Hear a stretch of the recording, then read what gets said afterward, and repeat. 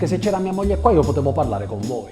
Ave un anno che sono chiuso in casa con mia moglie, sto uscendo pazzo. Ormai mia moglie vuole comandare non solo a casa, pure fuori di casa. L'altro giorno l'ho accompagnata a comprare un paio di scarpe. A chiudere un negozio gli feci escere pazzi. Siamo arrivati alle 4 del pomeriggio e 7 eravamo ancora là. Ci fece escere tutti i scarpe in un negozio, non ce ne piaceva manco una. Provava.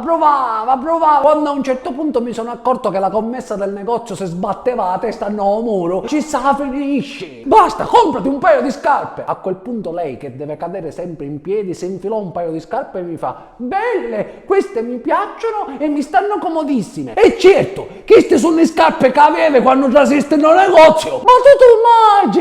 Le donne hanno lo spirito di contraddizione nei confronti di noi uomini. L'altra volta mio cugino Pasqualino lo hanno fermato a un posto di blocco, era una macchina con suo mogliere.